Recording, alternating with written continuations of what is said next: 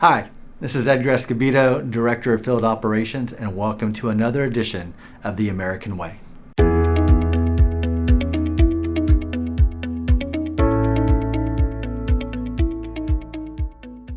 I'd like to talk to you about Policy 567, which is delivering patients to the emergency department. That policy was revised last year in the midst of COVID to give providers, American Ambulance and other EMS providers, the opportunity to move patients within the hospital ED more quickly.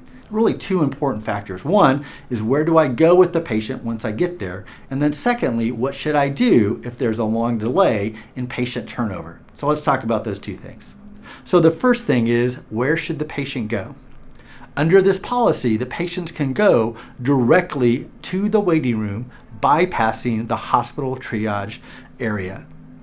So what does that mean for you? If the patient meets the criteria, they're an adult patient, they have stable vital signs, they can sit and walk without assistance, they're not on a 5150 or have restraints, that patient should go directly to the waiting room.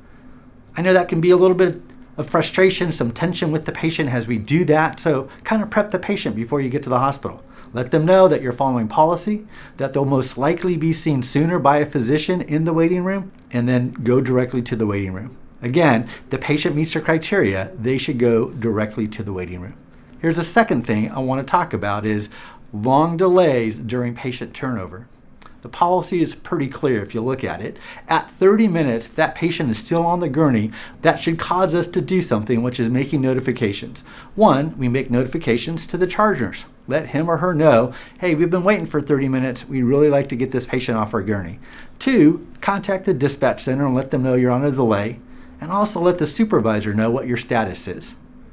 Continue to wait for another 15 minutes. And then at 45 minutes, you should be looking for an open bed, a chair, a wheelchair, or even a cot to move that patient over to. So if you find an open bed next to you or in your area, just move the patient over, let the nurse know that you're following CCMSA policy, and then just return to service. If the nurse does not want to sign for that patient, that's okay. Policy allows for that. Again, at 45 minutes, we should be attempting to move that patient over to an open bed, chair, wheelchair, or cot. If for whatever reason there's nothing available, continue to let the dispatch center know that you're on bed delay. Let the supervisor know you're on bed delay. They may be able to come over and assist, talking to the charge nurse, creating some plan to do that. So again, all patients should be going to the waiting room if they meet the criteria. If there is a delay, make sure you're utilizing the policy and follow it the way it's written. And then just a couple quick reminders. Number one, don't delay moving that patient out of the ambulance. Once you get to the hospital, quickly move that patient out of your ambulance and into the ambulance triage area. Now, that's in the policy.